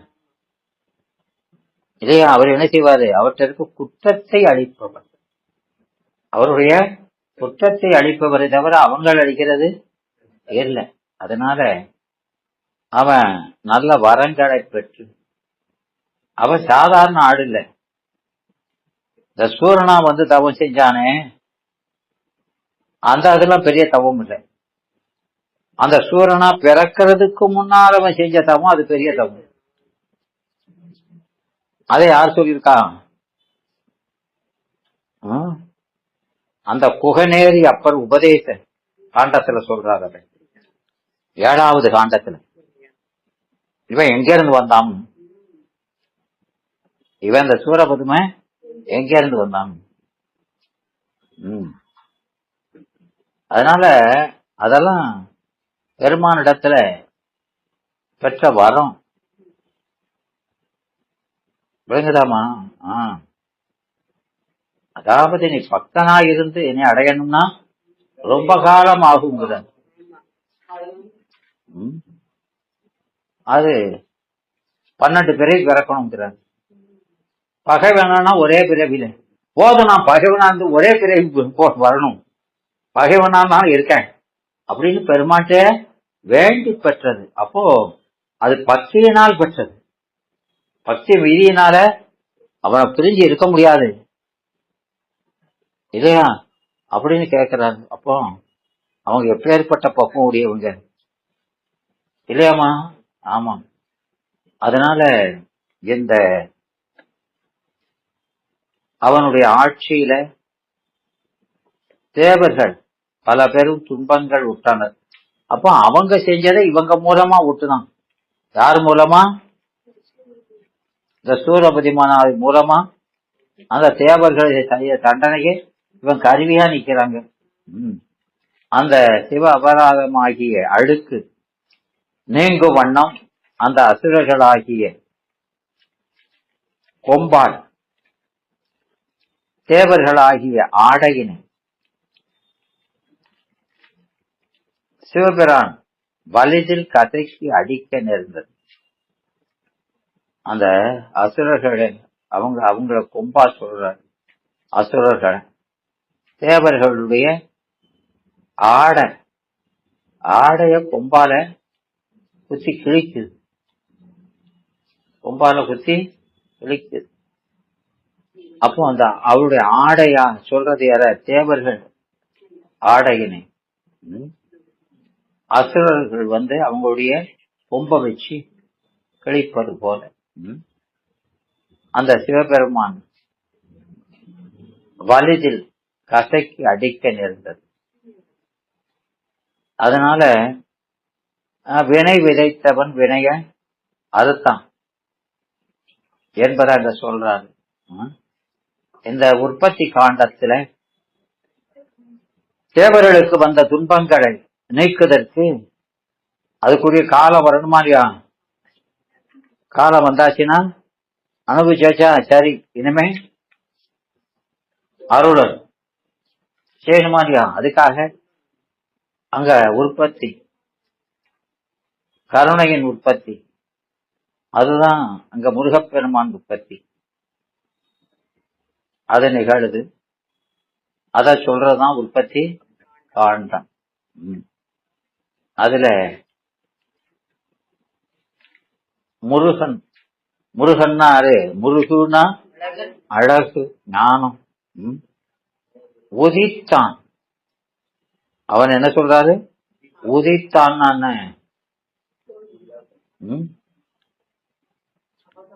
வெளிப்பட்டான். இல்லாதது வரல, இருக்கிறது தான். அதனால எல்லாத்துக்கிட்டையும் அது ஞான சம்பந்தர் பாடுறாரா இல்லையா? என்ன பாடுறாரு?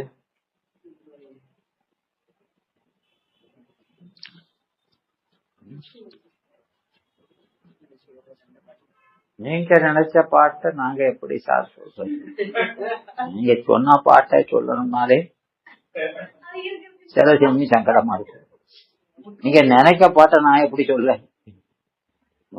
ஒற்றுமை சேர்வது மையனையே. உற்று என்ன? உற்று என்ன மையமா? அது என்ன மை?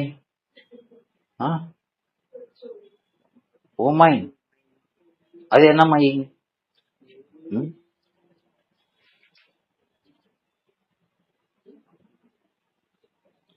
உம்மை மையலுற்று சேர்ந்தால் உமை.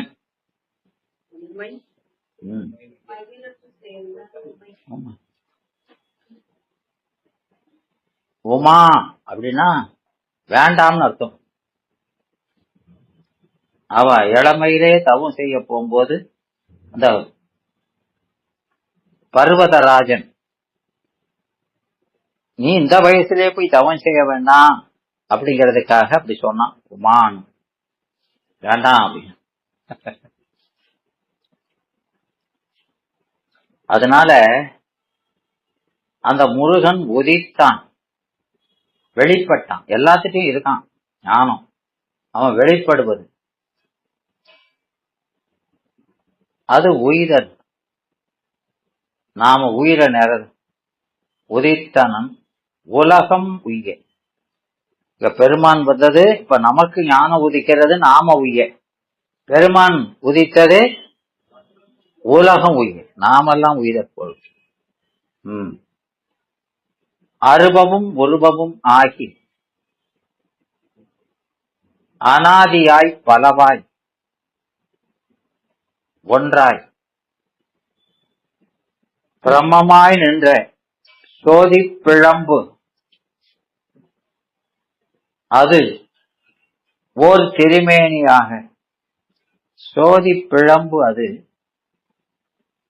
இல்லையா முருகன், அவன் ஒரு திருமேனியாக. கருணைகூர் முகங்கள் ஆறும், கருணைகூர் முகங்கள் ஆறும். அப்போ அந்த சோதி பிழம்பு, அந்த பிரம்மமாய் நின்ற சோதி பிழம்பு அது சிவசோதி, அதுதான் ஒரு திருமேனி கொண்டு.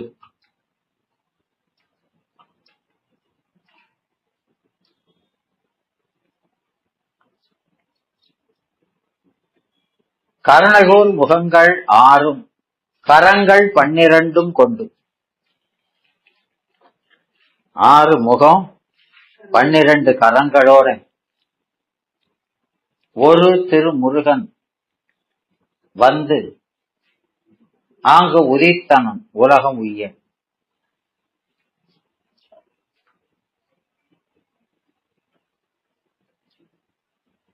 அந்த பிறவாயாக்கை பெரியோன் என்று சிலம்பு சொல்லும்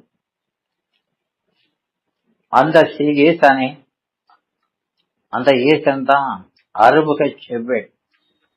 அந்த ஐமுகனே அறுமுகனாய் வந்தான், ஐமுகனே அறுமுகனாய் வந்தான். ஏமா ஏன்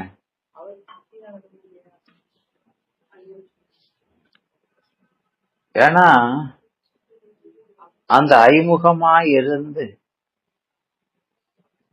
5 முகத்தோடு இருந்தது சிவபெருமான் இல்லையா?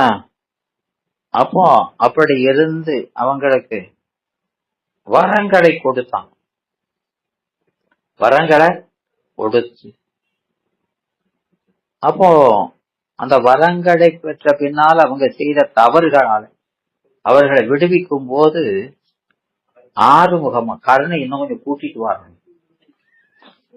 அதனால அதோ அந்த ஊர்த்துவ முகம் ஈசானந்தான் அருளல், அதோடு அதோ முகமுமாய் அந்த ஈசானத்தோடு அதோ முகப்பட்டு முருகனாய் எளியனாய் வந்தான் அப்படின்னு.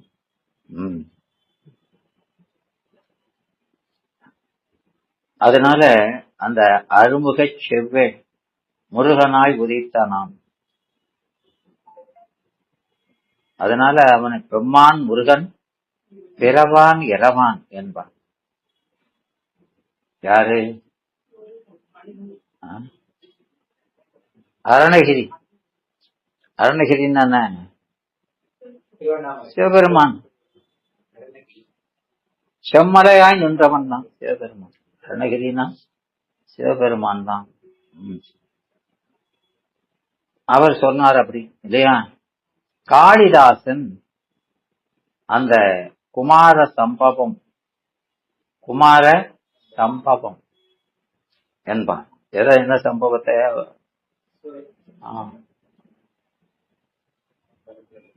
அவனுடைய பிறப்பை, முருகனுடைய பிறப்பை என்று சொல்வாரு குமார சம்பவம் என்று பெயரிடுவார்.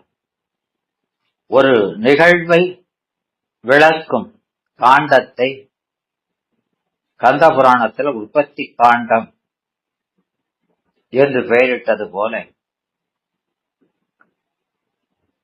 உலகம் உய்வதற்கு என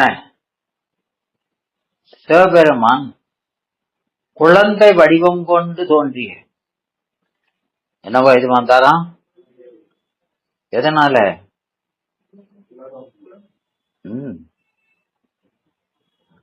அவரு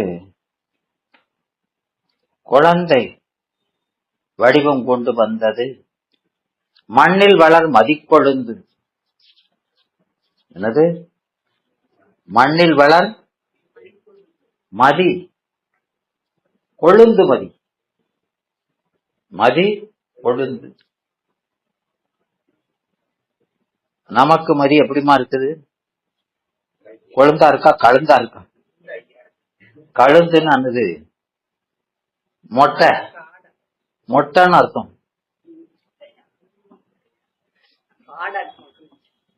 கழுந்துன்னா மொட்டை.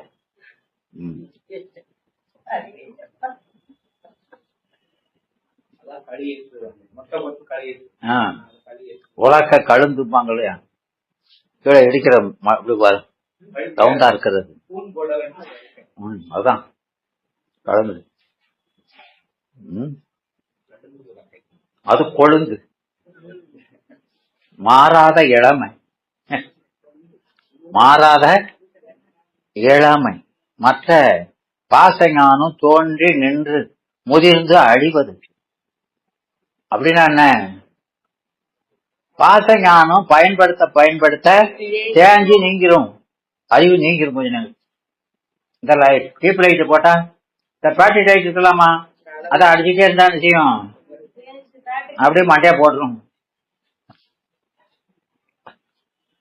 வேறுடா அது மாதிரி. ஆனா சிவஞானம் அதுவும் மாறாம அப்படி இருக்கும், சத்து. அதான் கொழுந்துங்கிறார்.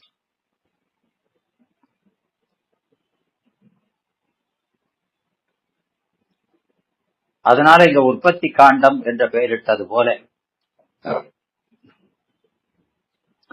அது குழந்தை வடிவம் கொண்டு இறைவனே தோன்றி வந்த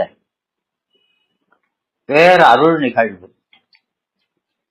பேரருள் நிகழ்வு. ஆதியும் நடுவும் ஏறும், ஆதியும் நடுவும் ஏறும். அப்போ தோற்றம், இருப்பு, ஒடுக்கம், மூணு. அருவமும் உருவம் ஒப்பும். அருவமும் உருவம். அப்ப அருவமும் உருவம் சொன்னா அருவுருவம் சேர்த்துக்கணும். ஒப்பும் ஏதுவும் வரவும் போக்கும். இன்பமும் துன்பமும் இன்றி. வேதம் கடந்து நின்ற விமல. வேதத்தால கூட அவனை இப்படிப்பட்டவன்னு சொல்ல முடியாது. அப்படி கடந்து நிற்கிற விமலா. விமலன்னா என்னது? என்னமா? அது நென்மலன். விமலன்னா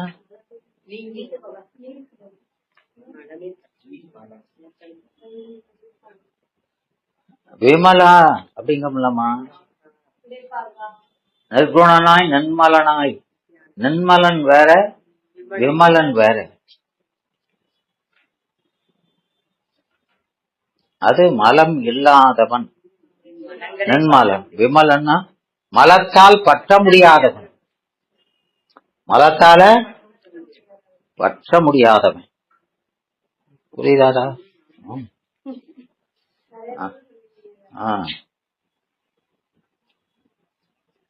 அதனால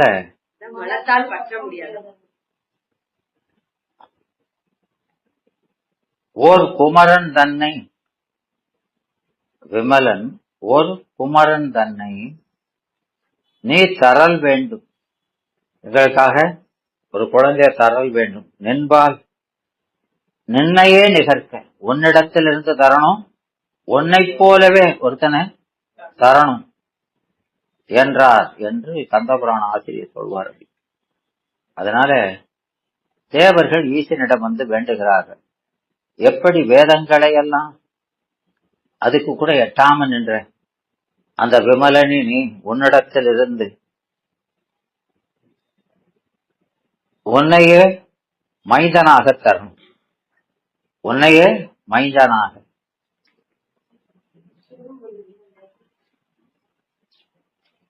ஏன் மைந்தனா கேட்காங்க? ஏமா மைந்தனா கேட்காங்க?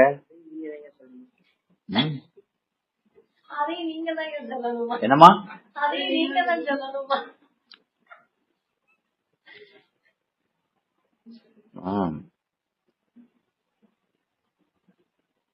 மைந்தன் என்னமா?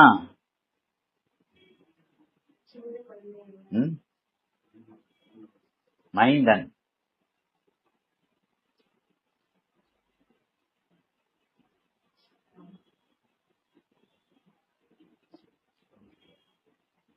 திருமுறைகள்லாம் வருதா இல்லையா? மைந்தன், மன்றாடி மைந்தனே, மாலோன் மருகனே, மன்றாடி மைந்தனே.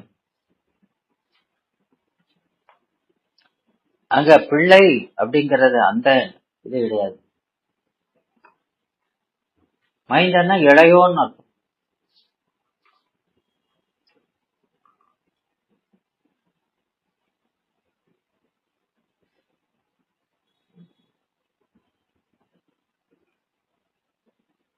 அப்போ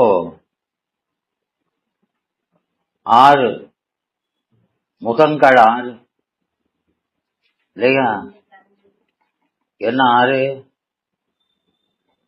அந்த 6 முகம், ஏறு மயில் ஏறி விளை ஆடு முகம் அப்படின்னு 6 முகத்துக்கு சொல்றாரா இல்லையா?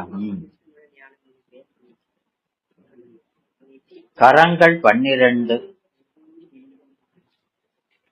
கண்கள் 18, கண்கள் 18.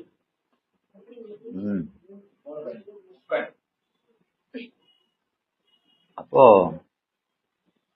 இங்க அந்த கந்தப் பெருமானை நாவினிக்க பாடும் திருப்புகள் என்ன சொல்லுது? ஓல மறைகள் அறைகின்ற ஒன்றது, எங்களால சொல்ல முடியலன்னு சொல்லக்கூடிய ஒண்ணும். மேலே மேலே வெளியில் ஒளிரும் பரஞ்சுடர். மேலான வெளியில், எந்த வெளி? ஞான வெளி. ஞான வெளியில ஒளிர்கின்ற பரஞ்சுடர். ஒரு சரியை கிரியையும் புணர்ந்தவன் எவராலும். சரியையும் கிரியவும் புணர்ந்தவர் எவராலும். சரியை கிரியை செய்யறவங்க அவங்களால எவராலும் ஓத அரிய துரியம் கடந்தது. அவங்களுக்கெல்லாம் எட்டாம துரியம் கடந்தது அப்படின்னா துரியாதீதத்துல நிக்குது.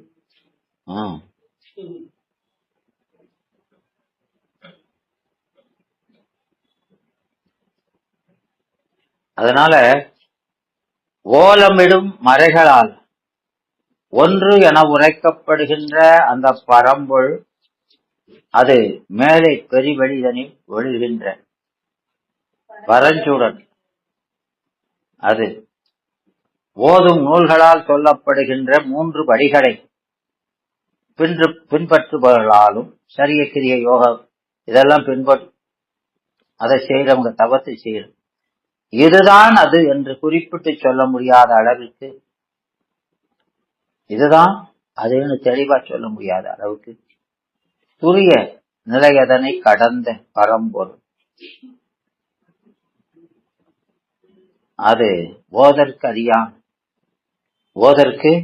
அறியானை சொல்லால் அப்படி சொல்ல முடியாது. அதனால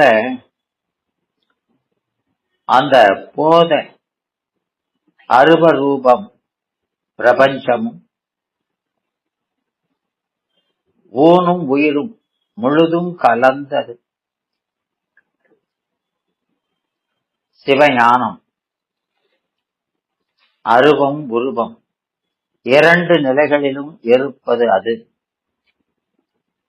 பிரபஞ்சம் உடல் உயிர் என்று எல்லாவற்றிலும் வியாபித்திருப்பது அது.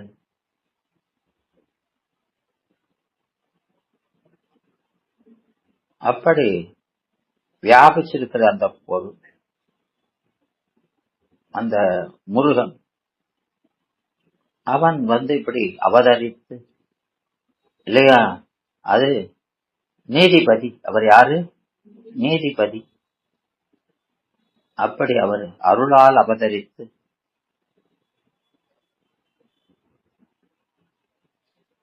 அந்த யுத்தகாண்டத்துல அவருடைய யுத்தகாண்ட சண்டை நடக்குன்னா யாரோட நடக்குது? அசுரர்களோட இல்லையா, மலங்களோடு ஆன்மா செய்கிற சாதனை தான் யுத்தம். யுத்தம்னா என்னது? அந்த 3 மலங்களையும் வெல்வதற்கு ஆன்மா செய்கிற சாதனை தான் போறங்க. விளங்குதா? அது அப்படி சாதனை செய்து வெற்றி பெற்றால் அதுதான் கல்யாணம். தெய்வ யானை கல்யாணம், பெருமானோடு கூடுதல் அப்படின்னு சொல்லி அதை முடிக்கிறாரு திருக்கல்யாணத்தில். விளங்குதாமா? இங்க இப்ப உற்பத்தியை சொன்னாரு, உற்பத்தி சொல்லி எதுல முடிக்கிறாரு? மங்களம் பெறுத. விளங்குதா? அதாவது இந்த 6 வழியறிந்து சென்று கடலை கூடுதல். கடல் எது? திருவடி. அதை கூடுவதுதான் என்னது? அதுதான் பெருமணம். அதுக்கு பேர் என்ன பேரு? பெருமணம். அத நாம அடுத்த வகுப்புல பார்ப்போம். பெருமணம் எப்படி நடக்குது அப்படிங்கிறது அது ரொம்ப நல்ல பகுதி. இதுல நமக்கு அவன் தோற்றத்தை சொல்றாரு, அந்த பயனை அங்க சொல்லுவார்.